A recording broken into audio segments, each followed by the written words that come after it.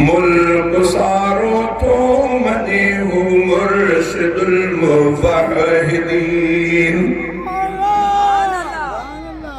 मुल्क सारो तो मने हूँ मुर्शिदुल मुवहिदीन। मोहतरम अब्दुल समद साईं अमानत जो अमीर। मोहतरम अब्दुल समद साईं अमानत जो अमीर।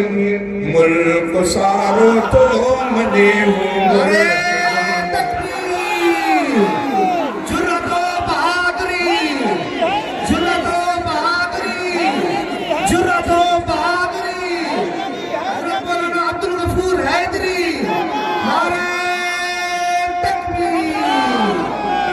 सारो तो मने हो मुर्शिदुल मुवहिदीन।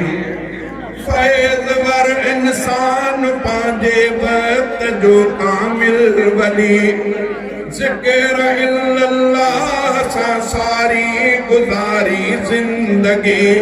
इल्म जो आलिम हुयो ऐं मुत्तक़ी पिण बेहतरी। इल्म जो आलिम हुयो ऐं मुत्तक़ी पिण बेहतरी।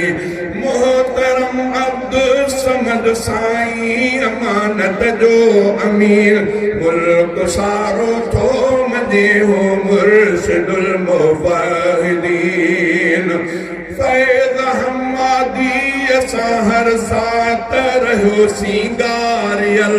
राह हक़ जे हर मुसाफ़िर लाइ मशाल बारियल।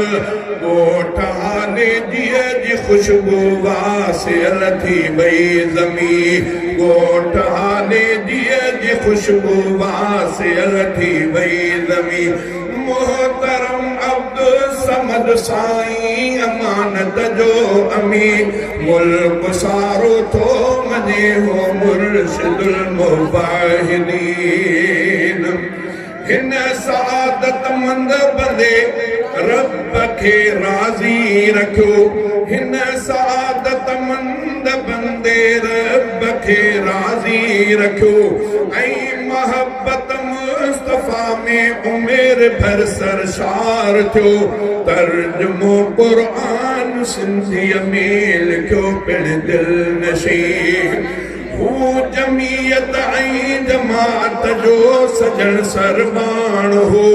शफ़क़तुन भरियो ककर हो मेहर जो मेहरान हो। जन्नतुल फिरदौस पहुतो सिंध धरती जो मकी। जन्नतुल फिरदौस पहुतो सिंध धरती जो मकी। रब अघाई मोहतरम महमूद असअद जी दुआ।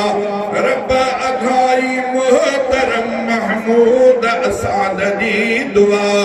अॼु बि दरगाह अंदर ज़िक्र जी जारी सदा।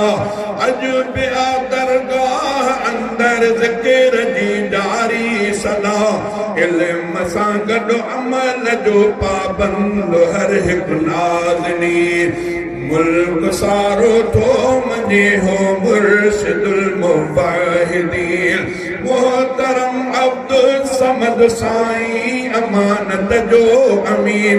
मुल्क सारो थो मने हो मुर्शिदुल मुवहिदीन। मुंहिंजो ऐं जोहर सदा उलमाए हक़ सां निस्बतूं। मुंहिंजो ऐं जोहर सदा उलमाए हक़ सां निस्बतूं। अहल हक़ जे हाल ते नाज़िल थियनि थियूं रहमतूं। जग अंदर किरदार जिन जो आ सचो ऐं आ हसी। जग अंदर किरदार जिन जो आहे सचो ऐं आ हसीन। मोहतरम अब्दुल समद साईं अमानत जो अमीर। मुल्क सारो थो मने हो मुर्शिदुल मुवहिदीन।